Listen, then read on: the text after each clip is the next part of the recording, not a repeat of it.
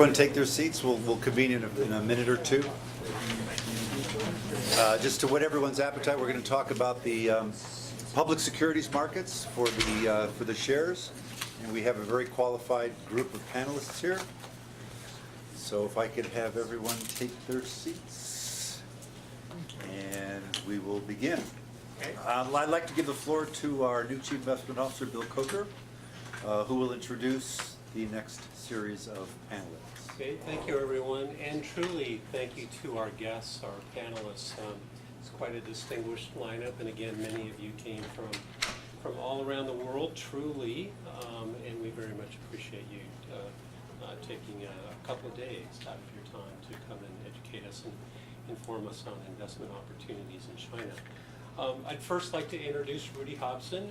Rudy served together with me in my prior tenure at the University of California with an emphasis on investing in emerging market equities. Rudy was instrumental in transforming that portfolio from a group of globally diversified managers that included Asia small cap specialists, a Brazil specialist, and also a China specialist. And actually the manager that we hired for China is also here today, and I will introduce next.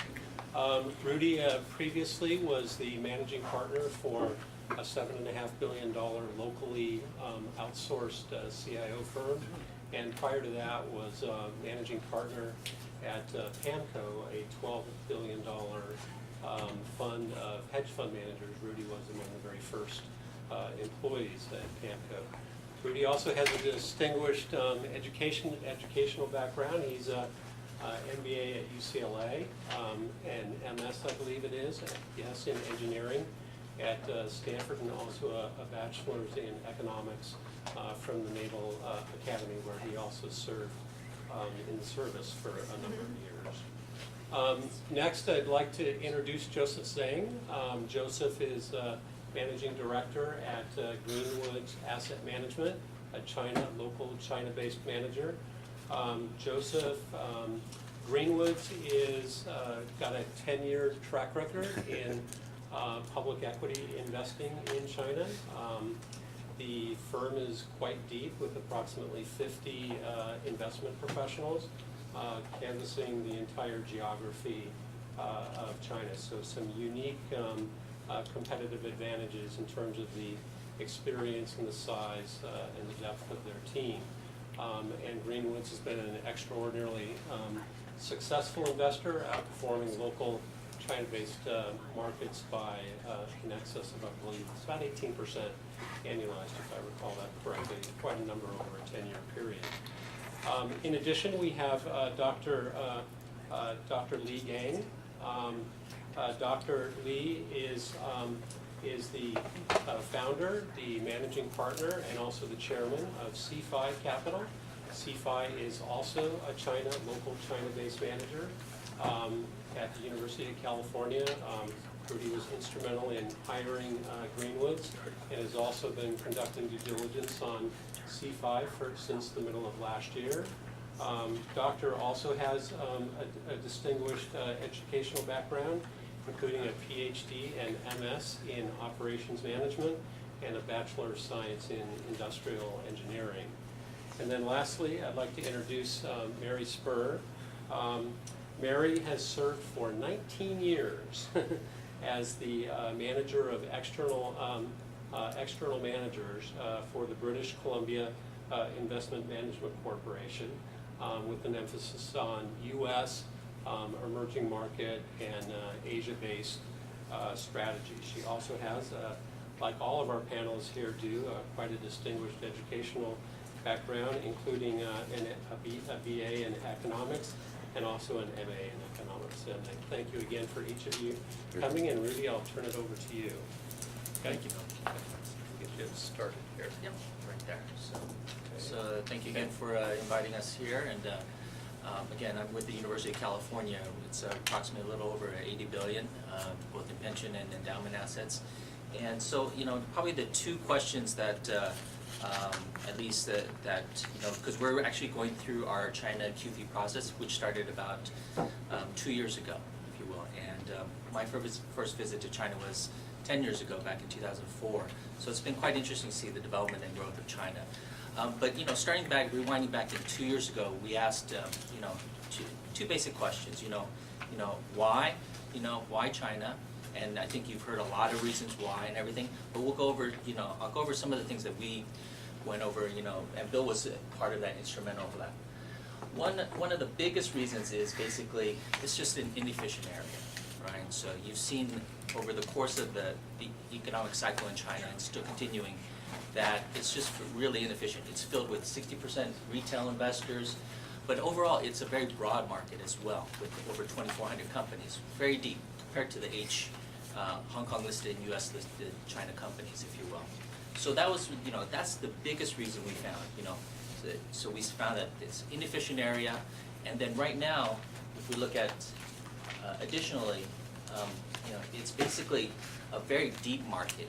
If I fast forward to, let me see here, if we go to slide 4, again, when we're comparing the general markets in general, again, if you look at the ACWI 2400, again, as I alluded to before, the China A-share local market is 2,400 companies in and of itself, right? So if you look at right now, another reason why that we thought was attractive is basically we saw valuations, okay? And it's continued to be like this, if you look at price to earnings, price to book basis, it's been stable over in this area, in the 10 and 11 range, if you will.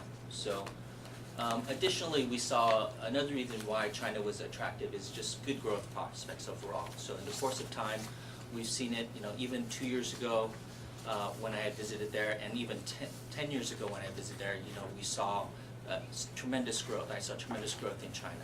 You saw things like IKEA building out on the outskirts of China 10 years ago, right? And now they have over 3 stores there, and they're building more distribution centers out there, if you will.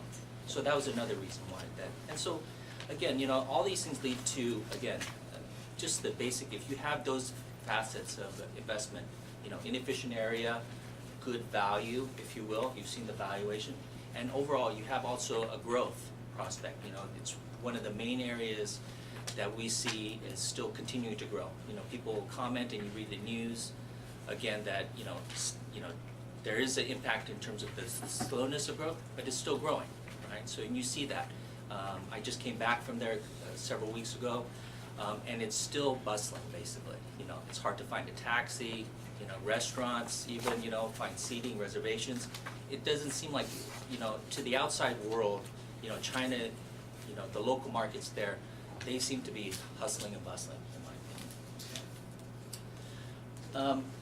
I won't walk through the overview, but basically the 3 basic processes, then you'll get plenty, if you do decide to go through that process of investing in local China, you'll get plenty of help, basically. You'll have people, custodians, brokers, managers themselves, regulators that will, if you're an institutional investor, they will walk you through it, basically. There's plenty of help on many facets. But the 3 major components will be basically where you get the QFII license from CSRC, the governing body. After you get approval to basically invest in China, then you'll get the quota from SAFE, who gives the allocation or allotment. So if you request 200 million, they may give you that full allocation, or they may give you some a lower part of that, if you will. So, and then basically it's a matter of investing. Either you go directly, or you've selected a sub-manager, a sub-advisor, if you will. And so those are the 3 basic core steps, if you will, of investing in China. That's kind of just the roadmap of just what the transactions occurred. It seems overly complicated, and it can be, but again, you'll have, I think, plenty of what I found is, again, you'll have plenty of people walking through that, through and helping you through navigating through that market. This one is just a quick overview, and just showing you the depth of the markets in China. Again, if you look at the dark bars, here are the local companies listed in each of the respective sectors. Now the lower blue bars is just a fraction of that, and that's what a lot of us as foreign investors are investing in right now. We have access to those markets, right? But it's not very deep, right? So, and it's, you know, again, you're looking at a lot of the financials, industrial areas, some IT, but again, it's just the tip of the iceberg, if you will, in investing in China. So that was, you know, that's the thing. If there's anything that we learned also, you know, in answering the question why, but also how, okay, and then, you know, I've described kind of the quick detail of just how we're going about it, you know, selecting managers. And I allude to the fact that, you know, if you look at, you know, we have Fleet Week here in San Francisco, and so, you know, a large carrier comes on board, a cruiser, but they use basically local pilots to navigate through the waters and shores. Similarly, that's the same analogy I use for when you're going into China, right? So you're going to hire respective managers, and the good managers will probably rise to the top. You'll see them like all the endowments and foundations, all the other institutions on this list that I've provided. Okay, so, and if it's any consolation, you know, again, you know, you see large endowments such as Yale and other ones that have started investing back in 2006, and they're still standing, right? So, and actually they've you know, I've just recently talked to another associate that's at another endowment, and they've basically in the course of time that they've invested back in 2008, they basically doubled their investment. Again, you know, not to say, you know, investing in China is compelling, but selective investing is also obviously important. So that I would leave with that. And again, you know, you're in good company, I think, in terms of people who have gone there and have navigated since 2004. So. We should add British Columbia to that list while we're there as well. Right, I didn't realize you were going to be there. So but I believe they're actually British Columbia is number 177. So back in Who's number 2012. one? Who's number one? UBS. But if you look at institutional, again, it was who we would consider and have a high regard for. It was the Gates Foundation back in 2004, as far as a U.S. Type investor, so Western investor.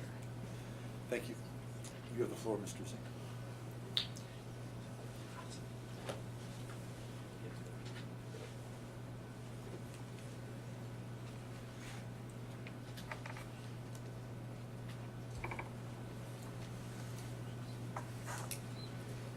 Nice. Thank you.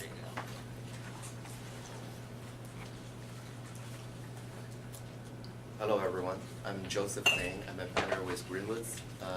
We're proud to be here to share with you our China insights. The cover page of my presentation is the real picture about Shanghai, where our headquarters is. Our headquarters is in one of those buildings, not the tallest, but one of those. The reason I'm showing this picture is not trying to say how developed China is. My point is, there are actually two Chinas. One is coastal developed China like Beijing and Shanghai. And there are actually another China which is less developed, mid and western China. And that's why China is experiencing a big initiative, urbanization. As Ambassador Yang mentioned, we believe we call it a catch-up effect, is going to be one of the big drivers behind China's growth for the next decades, or even for the next 20, 30 years. And what we are believing China is going to happen is a little bit similar to the US back to the 1880s. Number one, the key theme is industrialization for the manufacturing business, which has already started, but we believe it's just at the beginning. And importantly, we believe China now is a little bit similar to the US back into mid-1990s when I came to the US. That's the revolution started by information technology. So interestingly, China is a combination of the first industrialization plus the IT revolution.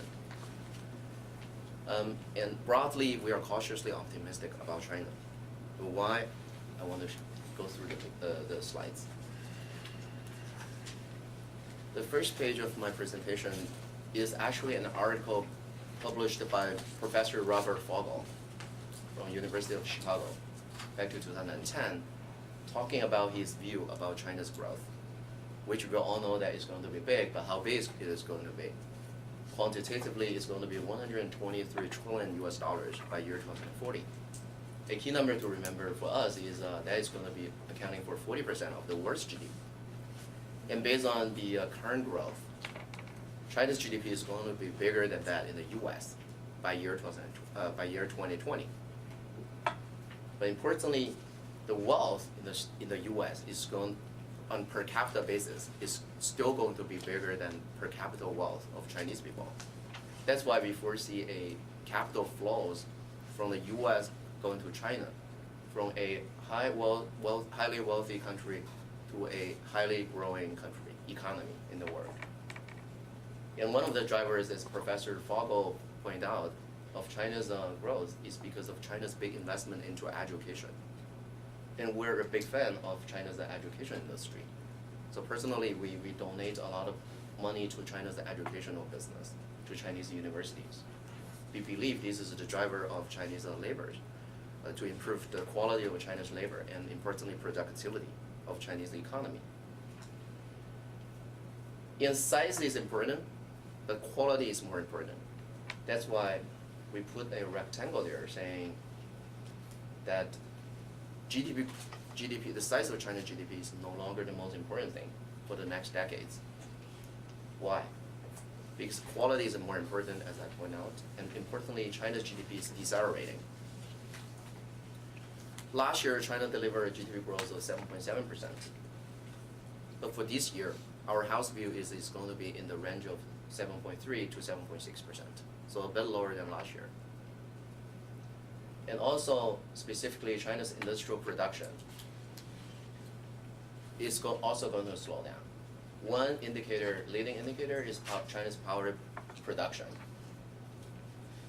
And also, China's fixed asset investment is going to slow down. And it is one of the big drivers behind China's GDP slowdown. Because China's growth historically has been heavily driven by government's fixed asset investment. And another indicator is looking at the property sales. That both new starts and property sales in China has started since last year, and we foresee that to continue slowing down. And on capital markets, the A-share market has been underperforming both the overseas China equities market and the U.S. market after the crisis of 2008.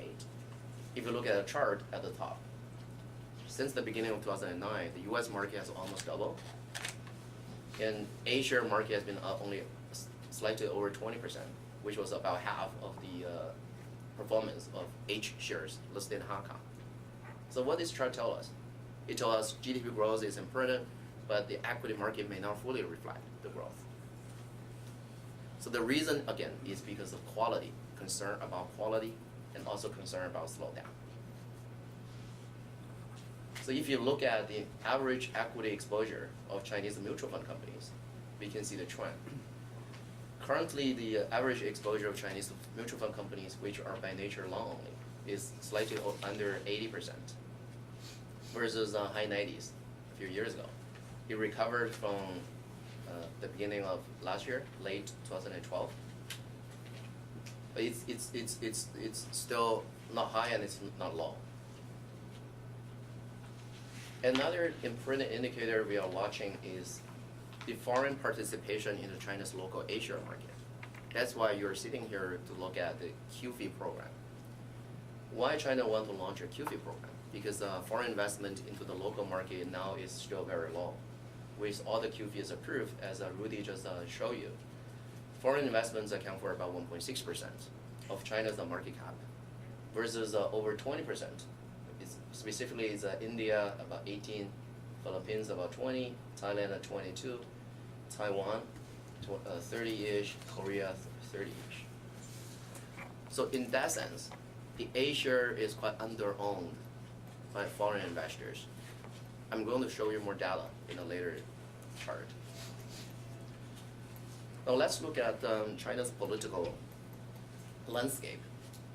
One big driver of Chinese growth, and importantly equity markets, is the new leadership, which took into the leadership about 2 years ago.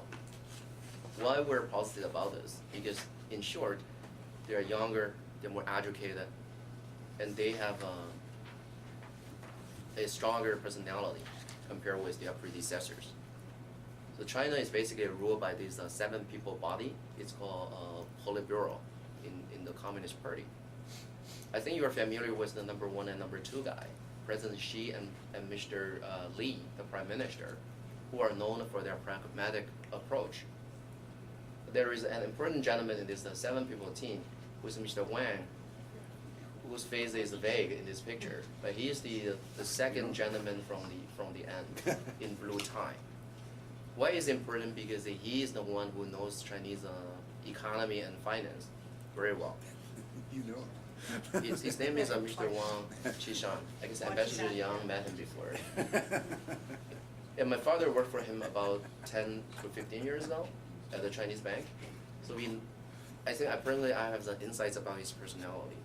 He is very pragmatic again, and he is a no bullshit type of personality. So, and he knows China's financial industry very well. Even now, his role is not in the financial area. He is actually the head of a disciplinary committee in the Communist Party. But he has a very big influence on China's political appointments. So a lot of the senior officers in China's financial industries actually are influenced by this gentleman. Another characteristics of this new team is they are more pro-reform. This is a very, very important key theme of China's political theme down the road. Because if you look at all the policies since the 3rd plenum of the Communist Party in November last year, you can see a buzzword of those reforms is market-based reform. So we foresee China is going to continue the reform by opening up the market and to do more liberalization and relaxation of existing policies and regulations. One basic goal of that is to make the SOEs less important compared with private enterprises. As Melissa just mentioned, it's called POEs, private-owned enterprises, which are more and more important in Chinese economy. But politically, they're less important. And also financially, they're less advantageous compared with their SOEs. They only receive 30% of the bank credits, which is not the right case. So down the road, we foresee the interest rate liberalization is going to benefit POEs. A downside of this uncertain side of this new leadership is they're more nationalism. So that's why in our when I'm going to talk about the risks and uncertainties with the Chinese economy, with China, one of that is actually the political risk, the geopolitical risk, conflicts with neighboring countries, and also the political risk from the separationalist. And also they're tough against corruptions, which has been a long a challenge to China. But in the short term, this is also going to make it uncertain, in particular for certain sectors like consumption. So this is the blueprint of Chinese economy from a top-down perspective. I covered banking sector at JP Morgan before I joined Greenwoods, so I have some humble knowledge about Chinese macro. For us, the 5-year plan is a very important policy framework for Chinese economy. So if you review this policy, I think we can get very important hints how the economy is going to develop. The key tones of these 5-year plan, number one is the policy is going to be focused on sustainability and quality of the growth. Another key tone of this 12th 5-year plan is going to be on the labor income, because Chinese people has been long underpaid, to be honest. So that's why there are so many sweatshops in China. So that's also why we're keen on the consumption sector in China in the long term, because what has been unreasonable over the past, once it's changed, it means huge potential down the road. So specifically, if you jump to the box at the bottom, you can see quantitatively, China want to grow importantly not the GDP, want to double the per capita real income by year 2020 from year 2010. In that sense, it means they imply the growth of 6.8% growth from 2010 to 2020. So for us, this is more important than GDP growth, because without people's income growth in a decent way, how can you transform China's growth from an investment-driven growth to consumption-driven growth? people need spending power. So specifically, we identify major policy objectives, including the expansion of the consumption and demands, and also investment into underdeveloped areas, and to a promotion of urbanization, improving people's welfare. That's why healthcare is a sector that is so important, pharmaceutical sector that we are working on.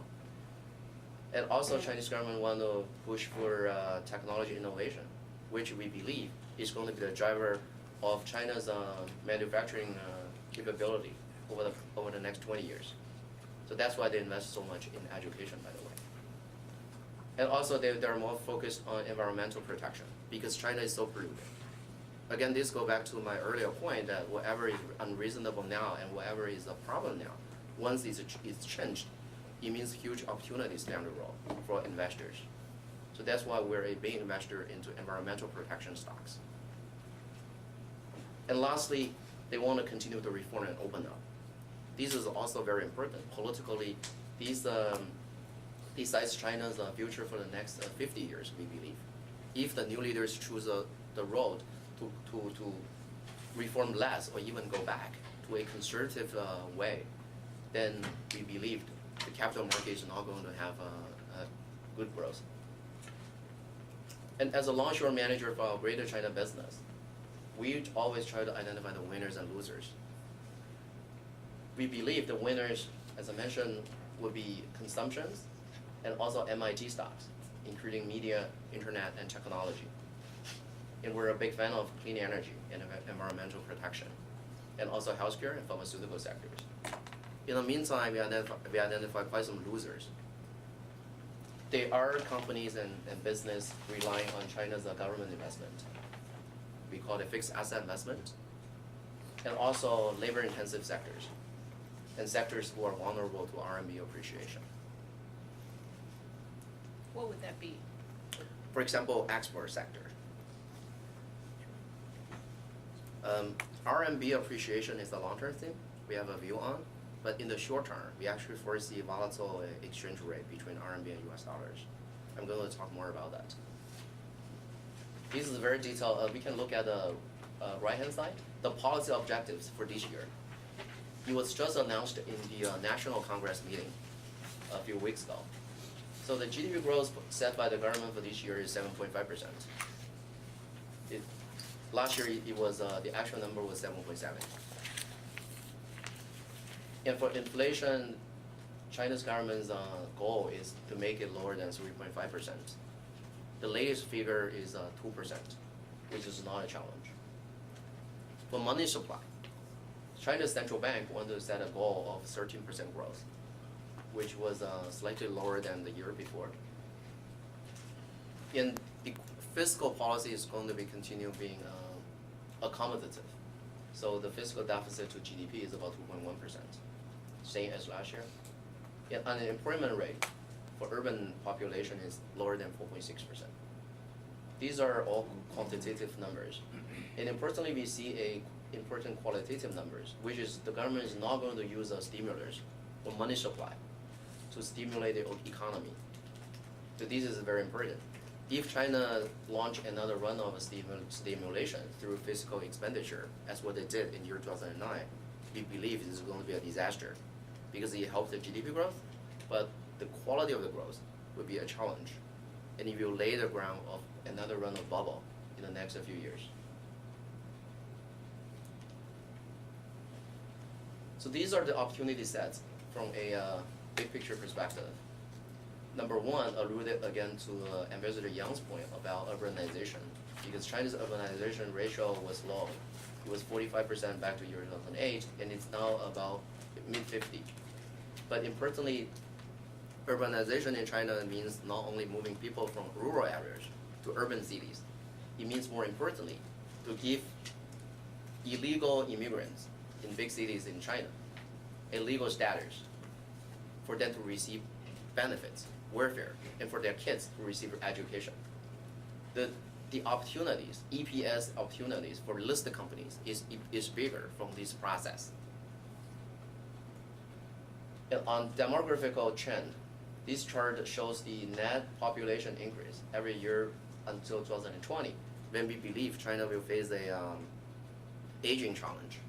By when, based on our house view, population over 60 years old would account for high teens of the population. But this chart is based on a forecast before China relaxed the one-child policy. So we're going to share more thoughts about that in a later slide, after the one-child policy is relaxed. The wage growth remains resilient. This is the bad news for manufacturers, but it's good news for consumption companies. And it's one of the key themes we have a strong positive view about.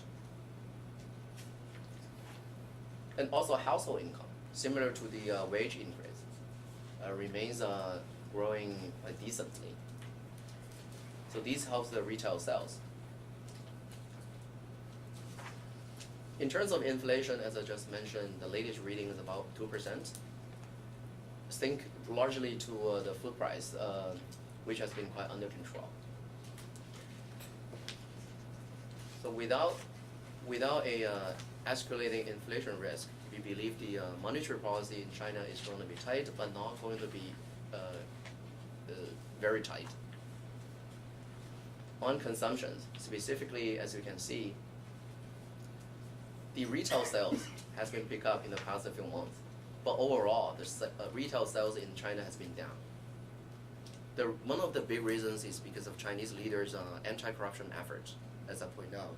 In the short term, this really affects China's consumptions, because China's consumptions has been largely driven by not only retail consumptions, but also by government spending. And government spending on luxury goods was big, but under the new leadership, it has been quite controlled. So in the short term, that affects consumption. But in the long term, we foresee a normalization of the consumption pattern. And also, I want to bring your attention to this chart showing the fertility ratio after the relaxation of the one-child policy. The dotted line shows the new one-child policy. If it's applied gradually, actually the fertility ratio will gradually pick up. So this will alleviate the aging problem. And also, the last chart shows the consumption by Chinese urban people over rural people. If you look at one example is education and entertainment spending. Urban Chinese people spend 4.6 times more than rural people. What this chart tell us? It tells us why urbanization is so important again. Because if you remember, I mentioned there are two Chinas. So if the underdeveloped rural China started catching up with the developed China, the momentum is 4.6 times in terms of education and entertainment, and 4.6 times for clothing, and for household equipment, it's 3.3%. So these are all potentials. Let's look further about the penetration, the gap between China and developed markets. We're not comparing China to the US. We're comparing China with the world average. If we use 100% as a benchmark, if China wants to catch up, areas include internet advertising, from internet advertising to online travel, to fragrance, to chocolate, grape wine. I guess for California, this is a very good news because we have Napa Valley here. The Chinese people, they under-consume so much in terms of that.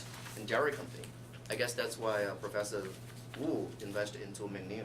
The Chinese people under-consume in dairy products. And also life insurance.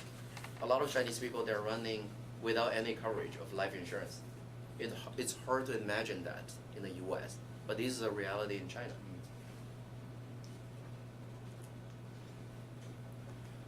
On MIT. MIT is actually a sector that it's the second largest sector that we have a net long position. Mobile internet is the biggest driver behind this. China is behind the US in terms of IT, but it's not that behind. Less behind compared with grape wine consumptions. I believe China is only 5 years behind the US in terms of the MIT sector. And in some business, such as e-commerce, such as online retail sales. China is actually catching up and even bigger than that in the U.S. So China has big players like Alibaba and JD, whose online sales is comparable to Amazon.com. And we invest heavily into a large Chinese mobile internet platform company called Tencent, listed in Hong Kong.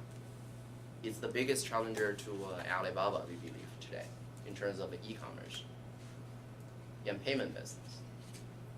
So specifically, if you look at the drivers behind this, for example, on online travel business, we can see again the catch-up effect, because Chinese people's the penetration of China's online travel business is only 7% versus 44% in the U.S.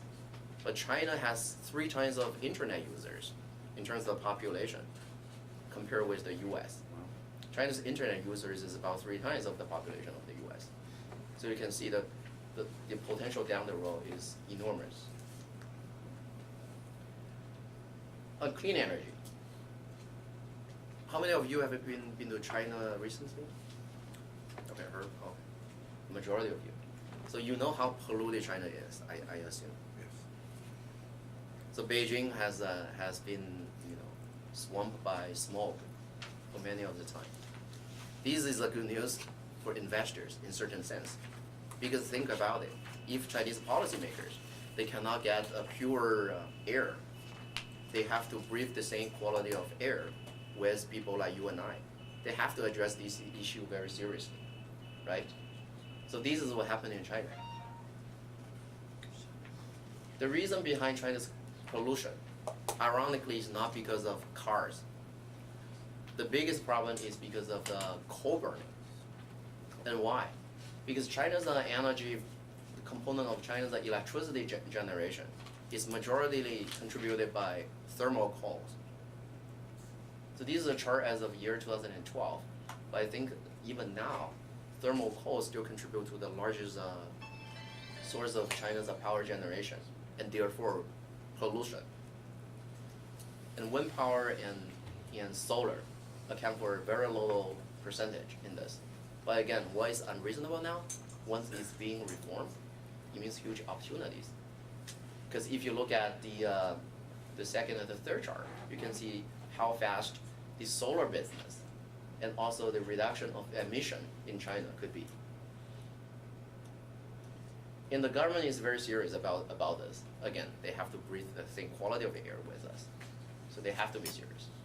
So what they committed to the United Nations is, number one, they want to raise the percentage of alternative or clean energy in the total energy consumption from low single digits to 15% by year 2020.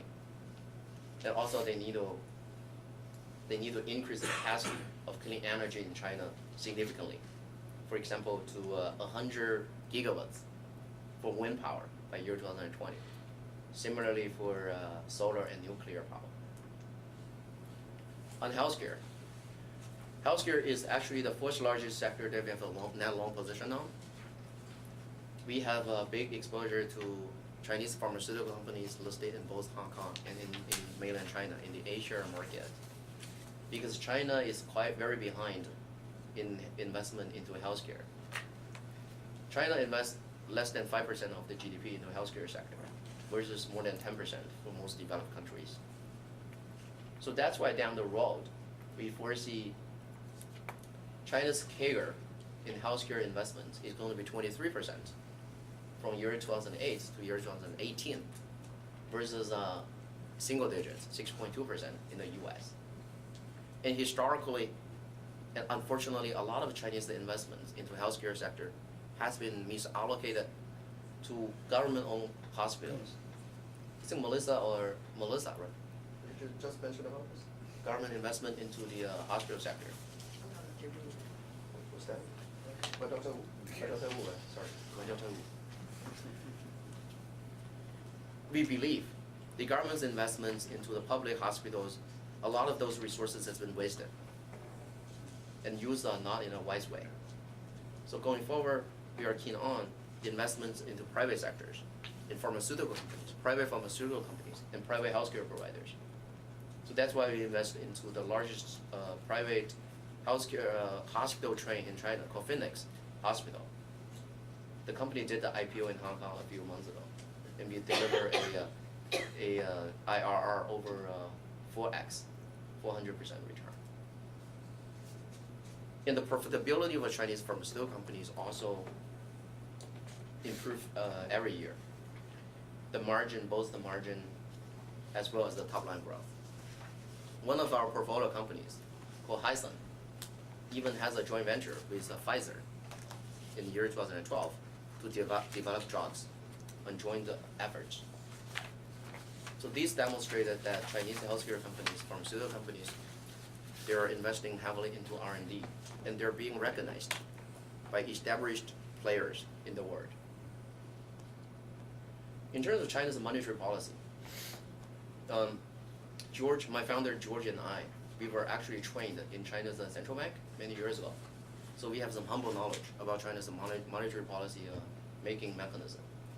So if you look at the monetary policy since 2005, as I mentioned, it was, we believe it's going to be on a tightening mode because Chinese leaders, they realized it's not a right way to use a loosening monetary policy to stimulate the economy.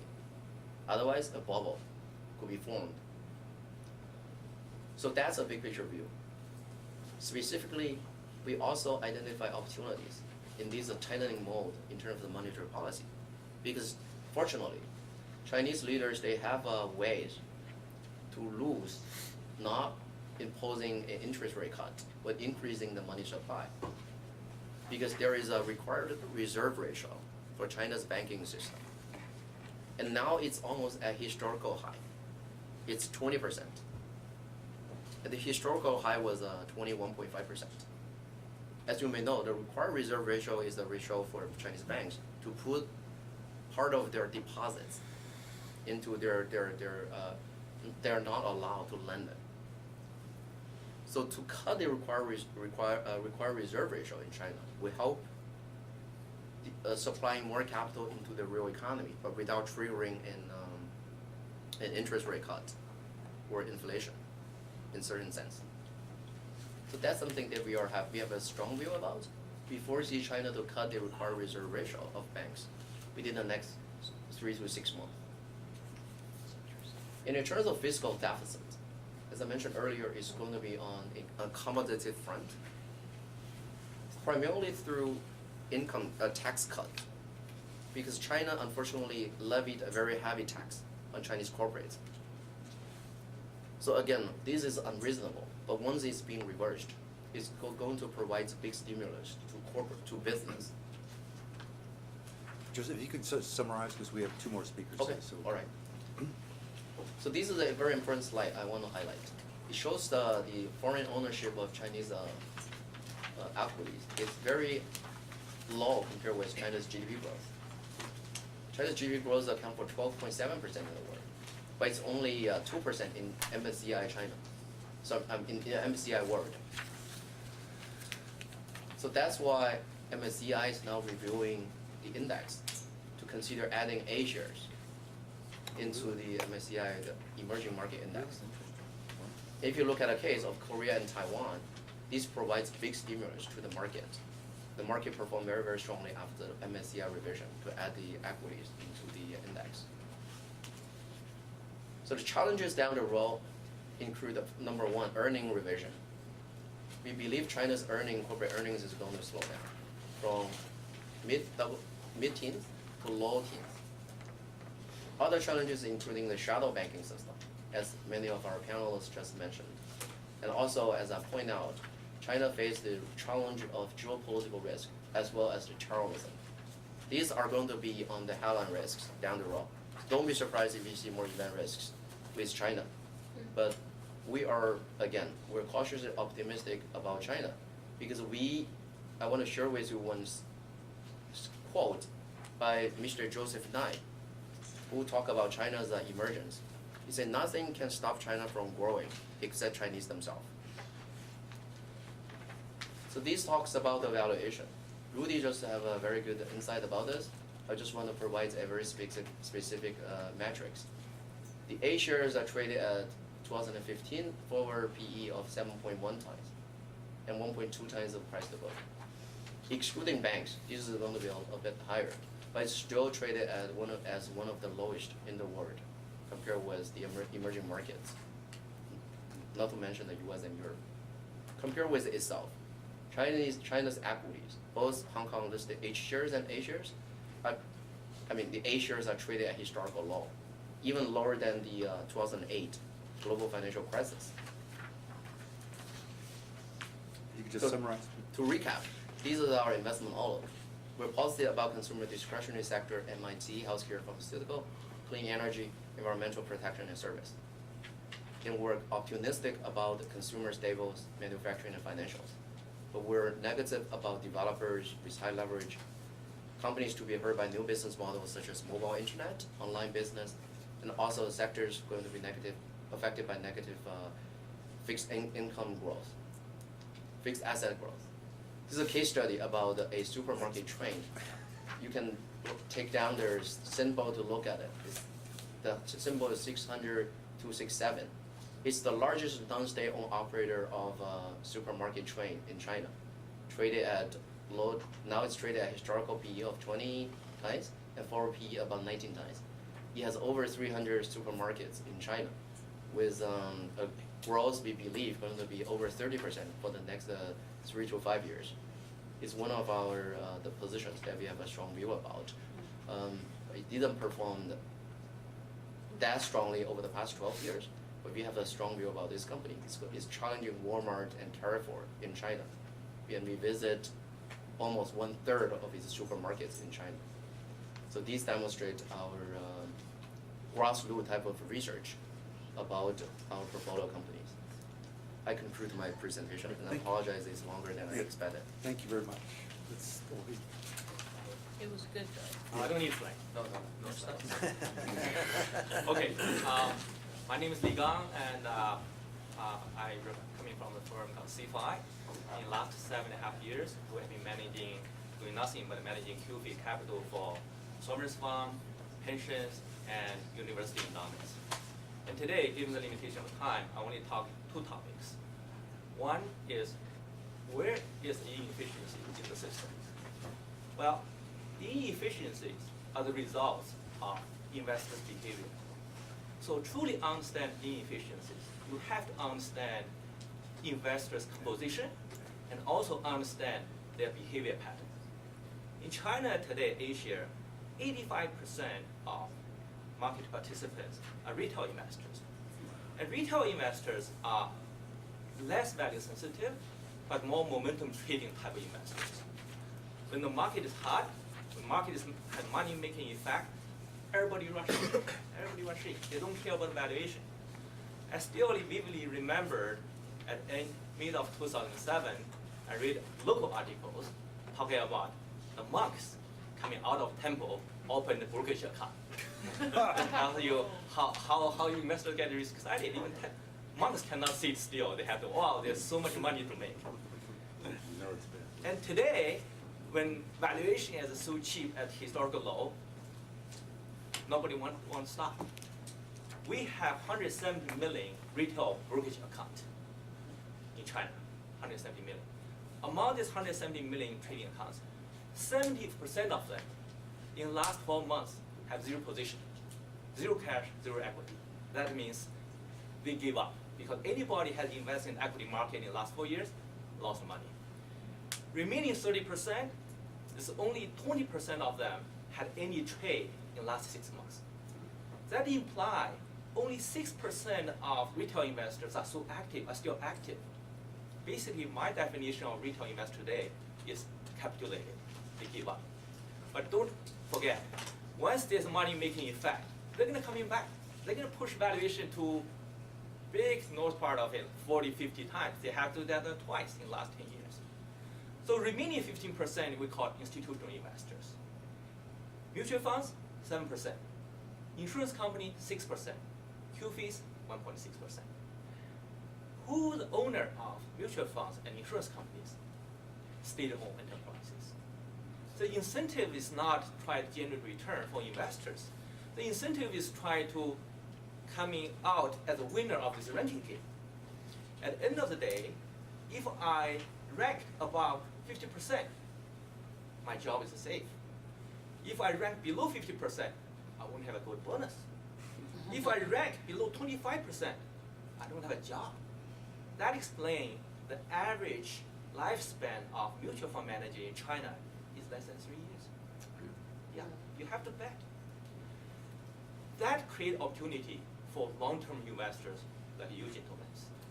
You can be truly contrarian, truly deep value, to be investing, find deep value. Last year, we have a market called Jamboard. It's more like U.S. QFI and NASDAQ market. It's about 0.9 trillion of market cap. Mainboard is about 23 trillion. Last year, Gem market has been up 7%. Mainboard has been down 7%. So whoever have exposure in the Gem market, of course your NAV ranking will be higher. So under this ranking pressure, this year, mutual funds unload the shares in the Mainboard, which is trading less than 10 times, start increasing the exposure to the Gem board, which is trading at 60 times. 40% capital managed by mutual funds are now exposed to the Gem board. 60% of market cap of Gem board owned by mutual funds. You understand so-called China's institutional investors' behavior, they can better understand not only the fundamentals, not understand liquidity environment, but also better understand the psychology, the behavior of those investors. They can better understand where these inefficiencies came from. And they can arbitrage such inefficiencies. That's our view, but past 7 years experience of where the inefficiencies come from.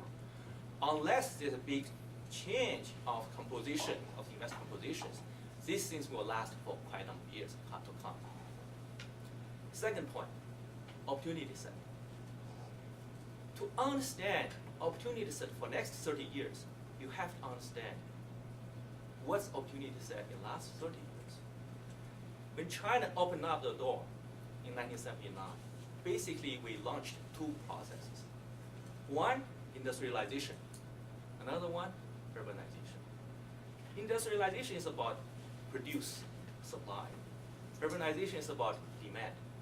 But these two processes went in very different pace. Industrialization, very fast. Attracting capital, leverage low, cheap labors, set up factories, we can produce. Urbanization is much harder. You're talking about permission reform, you're talking about so many complicated things. So industrialization process, when we had the urbanization, we create these huge differences between supply and demand. Don't worry, we joined the WTO. We export differences to US, to Europe, no problem. Party goes on. But until 2008, financial crisis happened. And 20% export growth is no longer there. It's flat now. Then what happened? In order to maintain a stable society, we have to speed up urbanization process. That's why the Ambassador Yang talking about urbanization, urbanization, urbanization. Because for next 30 years, you have to speed up urbanization in order to reduce this imbalance. External demand is not accountable. So urbanization will help you to address the problem of imbalance between external demand and internal demand. Investment versus consumption. And also will help you to solve the reduced pressure of overcapacity in many, many industries. For example, huge supply, oversupply in tier 3, tier 4 cities. Without urbanization, that's potential risk for banking system, NPLs. But with urbanizations, those houses, empty houses, can be used by new migrants, and that will solve the problem, make the problem easier. So for next 30 years, anything related to urbanization should be something looking into it. Consumer staples, consumer discretionaries, pharmaceuticals, healthcare, service industry, even selectively some financial services and real estate. Financial services and real estate, be careful. There's some policy headwinds, there's some structure headwinds ahead of you. You have to be very selective. So, summarize. Opportunities are plenty, but be careful because there's plenty of potholes along the way. Thank you very much. Very nice. Very nice. Good, very much. We'll use a few slides, thanks, Okay. Rudy, if you don't mind. And while she sets up, let me just say that the Canadian funds are well ahead of the American funds that. Well, and thank you very much, pleasure to be here, and I don't know how you get any work done in this beautiful weather, but we're still in winter in Victoria. So I just wanted to set the stage a bit with BCIMC. For those of you who may not know us, we're the fund manager of choice for the public sector defined benefit plans in Canada, or in British Columbia. And our clients are, bulk of our clients are pension clients, and then we have some other government bodies and WorkSafe accident funds. So in the eyes of CSRC, we're a little complicated, so we had to do a little explaining to them. But we thought we were pretty straightforward. Our asset mix is probably similar to most of California plans here and other investors, but for years we had foreign property rule in Canada, and then we were able to move a lot of money outside, and we've put a lot of money to work in recent years in infrastructure, and real estate's always been a really core holding for us, and of course we're de-emphasizing the fixed income portion now. Emerging markets it was a new fund that was launched just 6 years ago, so it grew pretty quickly. But I would say too, we're a very conservative organization in everything we do, and we encountered a few situations in our QFE process that kind of took us aback a bit. But so this is our EM fund, which we launched about 6 years ago, and we essentially have 4 core mandates that are global. They're all actively managed, and we have some interesting country positions as a result of those. And then we were very keen on India and LATAM and China because of the very reasons that we've all talked about earlier today. Just rising middle income and the potential for domestic consumption and young populations, and our most recent mandates were the in ASEAN, and then the China H, and China A we've launched about a year ago. We put our money in. So I think we've all addressed the why China, and in our China H mandate, we always look for active managers that can provide us with a high active share so that we're really paying for our alpha, and even because of the very narrow universe, it's really hard to get an active share, even north of 50% in that. So we're the much broader A-share market is very compelling, and just to see the huge diversification potential there. So essentially, this is our timeline, and we submitted our application in July of 12, but behind the scenes for over a year was a pretty significant effort, and part of that was complicated because for the first time ever we had to negotiate an agreement with a local custodian. Normally, our global custodian hires all of their agents around the world, but part of the requirement with regulators was that we choose our own custodian, and there are a lot of quirks in that, and I wasn't involved in any of that custodian process, but anyways, it was, and just because of our conservative nature, and we're signing a lot of documents, and we had to come up with a QFE team, and that was a representation of all of our senior executive, CEO, CIO, all of the senior VPs. We had to provide very detailed biographies, educational experience for all of that team, and we had to submit about a 25-page investment plan, which was written mainly by our equities team, and demonstrate that we're really blue chip investor, have a very long-term investment horizon.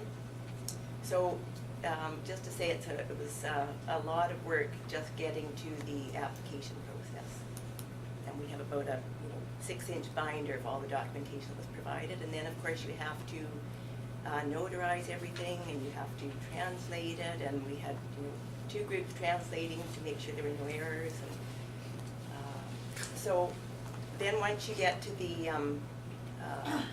go to apply for your Q fee, you have to name you have to update your investment plan and name your, in our case, the fund manager. So that's when we really had to, rubber hit the road, and we had to make sure we were underway with manager search, but it meant we had to, get over there and do all the due diligence and then negotiate the agreement with the fund manager. We had to have it all signed before we actually submitted for the quota application.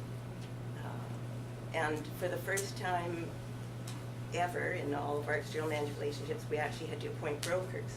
So as part of the manager search, then we had brokers coming through, and we had to select brokers. Fortunately, there's some wonderful young Chinese nationals that studied in Canada, and they were quite happy to come and knock on our doors. And they happened to be leading a bit of a CSRC tour through Canada.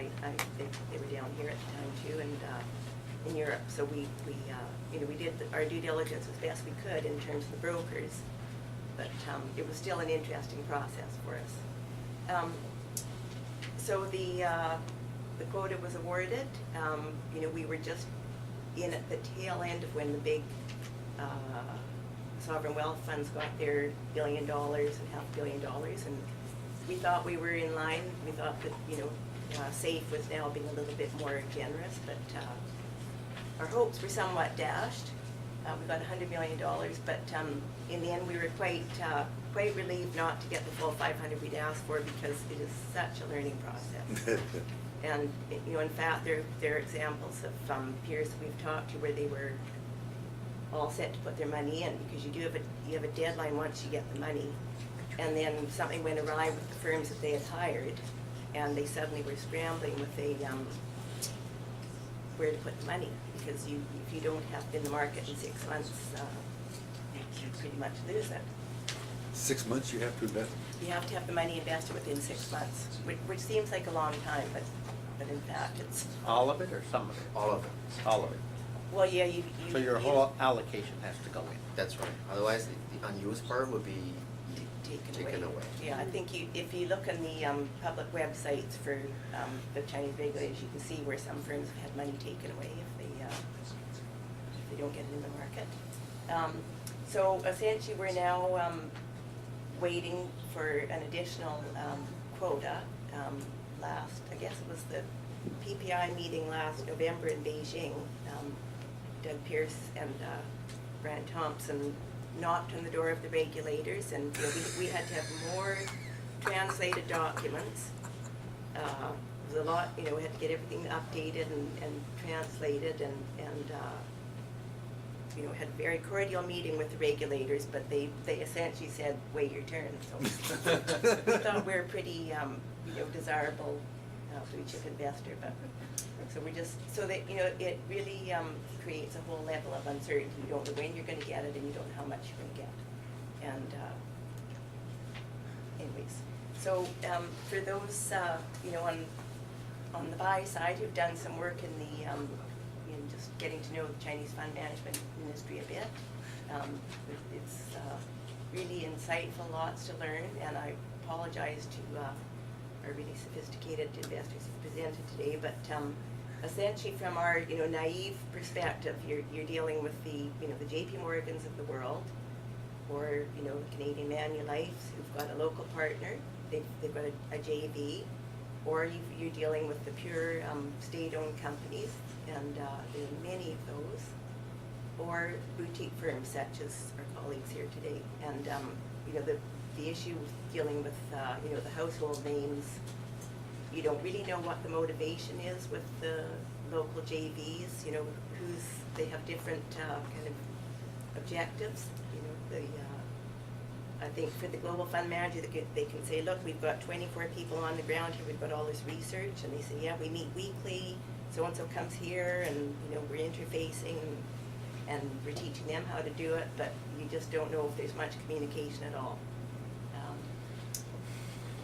At any rate, and then, of course, there's really huge incentive for new startups because there's a big wall of money that is going to be coming available as more QFEs are awarded, and there's limited capacity in terms of firms with a long track record, and so many new firms are incentivized to start up, and they're again building track records.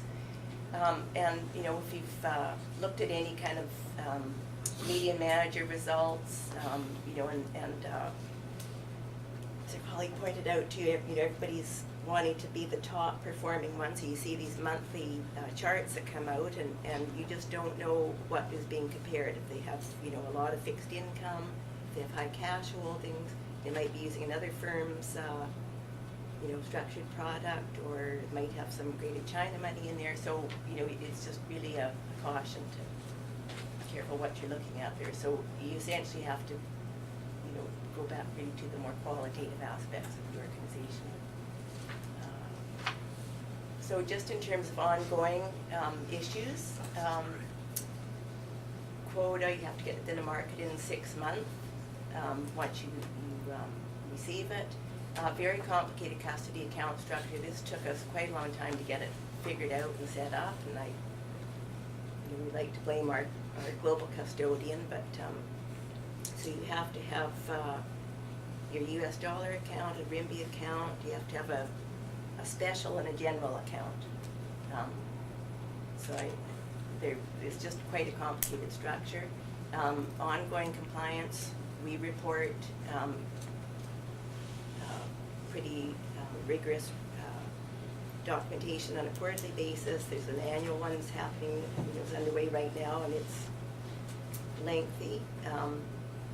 I know our fund manager is having to monitor and having to report on the NEFX. We monitor the cash closely. You'll basically have to be fully invested all the time. We have to monitor our exposure. We have to look through the AMH shares and any secondary offerings. So there's just a lot of compliance issues. I think I've touched on others of those. Right, our agreements with the fund manager had to be 3 parties with the brokers because of the complicated compliance in buying and selling securities. So that's the first time we've ever had to do that. We actually had brokered and fund managers in our joint agreements. And then QFEs have to attend a compliance session, compulsory. And I had a wonderful experience. Spent 2 days of listening to Mandarin with simultaneous translation, and with the senior regulatory officials from CSRC and SAFE, and anyways, and they basically said, we're going to liberalize, but it's just going to take time. But there was a lot of quite detailed technical information, and quite an experience. And then just something that's important to know: if you you're not allowed to buy and sell the same stock in the same day. So if you have more than one fund manager, and if you have more than one broker, and because of the time zone, the only way you would know if there was a compliance violation would be post-trade. So I know from a peer on the West Coast who he gets emails all hours of the day and night. Can we buy this stock? He's got to make sure that manager A hasn't bought or sold it. So it can get very complicated. That 2 markets, Shenzhen and Shanghai, whether or not you have multiple brokers. If you're trying to encourage some competition, it's pretty difficult. We actually had to agree to a commission schedule in our agreements, but those are all going to be lowered, we hope.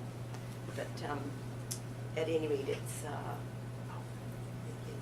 quite a, and compliance is a really important aspect of this. There's some of the early QFE plan sponsors have had their wrists slapped for violating this rule. So I think that's probably all that I have to say. But anyways, always available if anybody has any questions, to send us an email. Thank you so much. Let me open it for questions from this table, from the board members. I'll start with Leona. Did you have any questions for? No, I think she answered it. I was very concerned about the settlement because when I was visiting both the Shenzhen and Shanghai exchanges, we were having multiple problems with settlements, and as you said, it can be very difficult. So, when you talk about the one reviewing post trades, how frequent do you get the reporting from the exchanges? Well, we have one fund manager, so there's no way that we're gonna have same-day buy and sell there. Mhm. So it's really if you get into two fund managers. Okay. But we do receive daily reports from each broker and from the custodian. So we're, looking at the trades, the holdings, and the cash limits. So, yeah, it's pretty, it's, with one fund manager, you're fine. It's when you get two fund managers. Settlement risk as well as fails. Well, it's the same day buy and sell rule that. Mhm. We have a client who select market managers. Mhm. We are one of the managers. So every morning, before we want to do any trade, we submit the application to a dedicated compliance officer in the headquarters. The headquarters give us yes or no, so we can conduct the trade. You said no, that means somebody is buying or selling is not allowed. Yes, that means you can do. So that's how they handle this market managers. And are they in your time zone, or they? That's the- Yeah, same time. Yeah, market's open. Because it's difficult. Yeah. From Yeah. the west coast it is. No, this client from Europe. Oh, okay, Okay. that's, Okay, yeah. that makes a difference. No flipping allowed. Commissioner That's right. Driscoll? Mr. Hobson, besides all the structural issues of getting into a new market, new economy, what was the most critical piece of help that you had? Because you got to a point of signaling investments for your company. Sure. I mean, it's critical. Again, it took you a couple of years to do it, so. Right, and I worked closely with Bill on that, and so, it was one of opportunity, again, I used the analogy of it, we're we're a bit larger than San Francisco, but again, it's, we're like the large ship tanker, right, and so we need to navigate through these things. So if you're under that concept of, you're trying to find managers that will actively add, quote, the alpha and everything, so the one is, we've already seen why, you've seen all the statistics and everything, the economics and such like that. But the fundamental question it was, can we as a foreign investor make money in that market, right? And so, and it took a while, again, through several years. And I think that the green light came, again, was when, it's just getting used to that, you're gonna see a lot of things out there that are not up to, quote, Western standards, right? So, I mean, there's examples of, in China, managers, they have a liberal form of trading within themselves even. So that's not, that will raise an eyebrow right away to you, right? So it's not even close to what we would call the best practices, if you will. But it's there, right? So you have to get comfortable with those kind of things.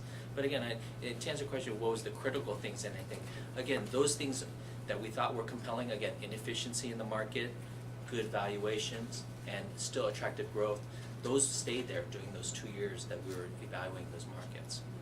I gather you're not simply intelligent enough to handle good information. The question is, did you have the transparency to get the information you needed? Well, definitely. I mean, if you haven't been there, I would suggest you go there, right? So, China, when you go there, you get, it's one thing to read about it and you see about it and everything, but again, the information is, China is a communist country, but I find it to be one of the most capitalistic and competitive nations in the world, actually. It's interesting when you go there. They're really competitive. You hear about some of the parts of, and going back to your question, you're inundated with all this information, right? So some of it is a bit biased here, right? So we see headlines and what sells in the newspapers, oftentimes negative news, right? So when you go out there, you get a different feel for that. And if you go out there several times over the course of years, you get a sense of what's true and what's not, right? So you really have to, and it's just based on experience, I think, at that point, right? And it's a relationship, right? So you have to get comfortable with some things, and other things you have to really hone down to, like, when we're, same thing with Mary, she was, evaluating people. They will say, when you evaluate custodians, brokers, even managers, and you ask them, can you do this? The answer will always be yes, right? Yes, right? We can do that, of course. But you just have to get down to, and it takes time. You monitor them, you see if what they say they're doing, and see, going down to, are they, is it true that they do that? Thank you. May I give you my 2 cents? In my last 7 years, we have serving 9 QV investors. There's one investor which impressed me the most, is they have the whole team, basically, literally whole team, investment team, CEO, CIO, and manager, bring their wife, kid, stay in Beijing for 2 months, interview all kinds of people, custodian bank, industry association, regulator, manager, brokers. They are the one who went through this learning curve the fastest. I was really impressed by how much knowledge you learned in that 2 months. Very impressed. Most people go through that learning curve, little bit there, little there, it takes about years. But they just have this big mass push, and over the information hub, they know China so better than other. That's one I really trust. Joseph, on environmental change, do you believe it's based on just the need for cleaner air? Or do you think it's based on China wanting to change and be accepted in the world better for how their products are made? I think it's both. First, the short-term driver is the need. Because again, China is so polluted, not only air, also water, so the need is very obvious. In the long term, I think they realized that the structure with China's growth has an important challenge if China doesn't change the way that they grow the economy. Historically, China's high growth was partly driven by at the cost of the environment as well as Chinese laborers, through cheap laborers and through polluting the environment. So China make many stuff before by cheap laborers, and they sold it cheap to the rest of the world. This doesn't help China to grow to a healthy economy for the long term. So we're not only talking about the sheer size of the growth. Importantly, the quality of the growth is also very, very important. We believe the job of a good manager is not only to follow the momentum and identify the growth, but importantly to identify quality growth and winners and losers of each thing down the road. You shared that retail spending is going down a little bit, or it's on a downward trend, and you associated it with the corruption.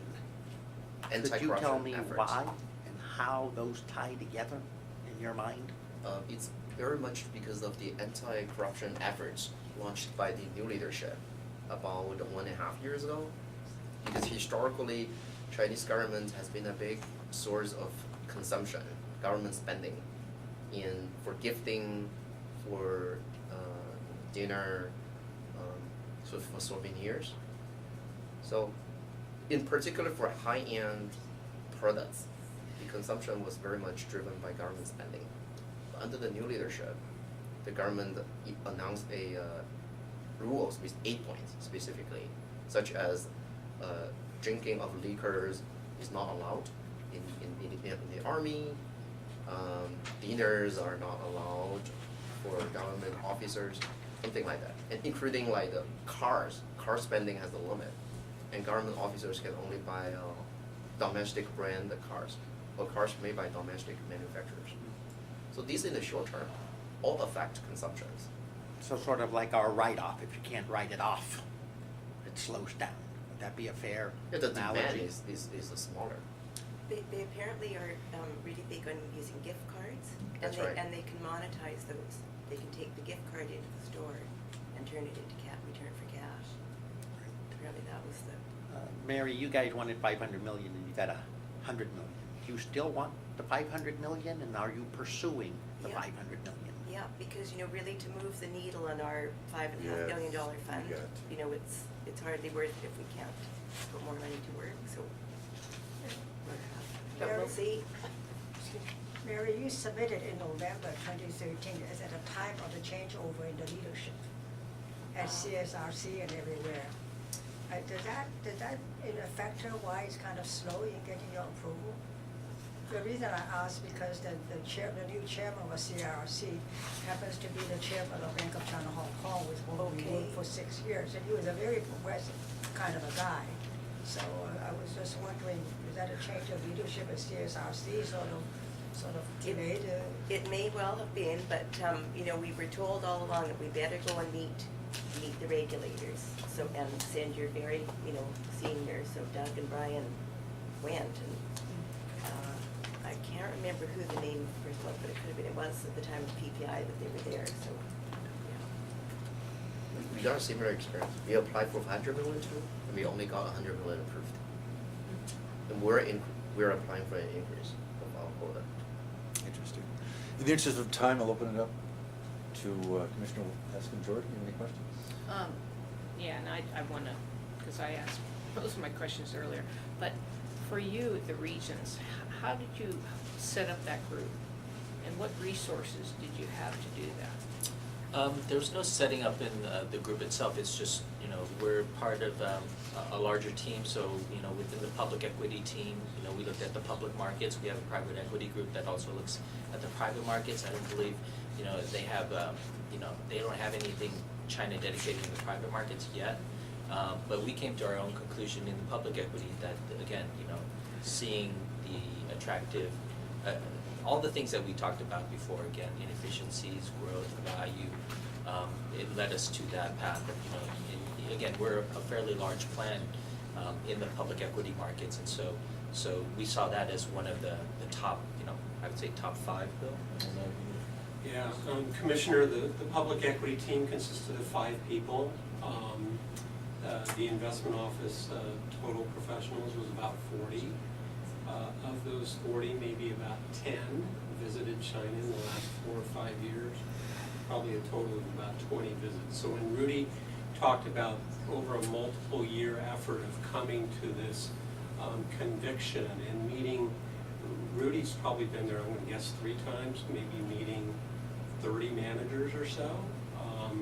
So you went direct in rather than went through a consultant, or did you take the consultant advice to go in? No, we didn't have, although we have a consultant, we, typically on the public equity side, we go directly to the managers, so we're through screening. So our screening process is through various databases, but also a lot through networking, and oftentimes, as you can imagine, even for yourselves, managers come to you directly also. So as Bill mentioned, I probably met between 40 to 50 managers, and I had screened that over a list of probably 200 plus managers, and as Mary pointed out, you have the bulge bracket ones, the joint global JV types, you have, the China local managers, and the boutiques, and so you have a smattering of those, and what we found is we went to the likes of those boutique managers, because again, as was pointed out, there's high turnover, as you can imagine, even like,